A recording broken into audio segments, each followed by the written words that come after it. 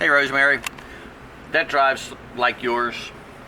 It's an Alpha 1 Gen 2, and here's an Alpha 1 Gen 2 that's been taken apart, so this is just the bottom.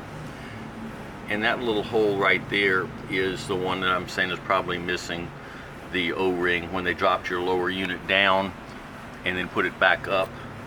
If you're not a seasoned mechanic, sometimes that sticks onto the top and gets rubbed off, and if you don't know to make sure it's on the bottom. It's called a quad ring, it's not an O-ring. Or if someone's lost the quad ring and they put an O-ring, it usually doesn't work. So what I'm expecting is it's missing the seal right there, and it's just running down on the outside here and then running down and out the front. You said it seems like it's coming from between the two of them.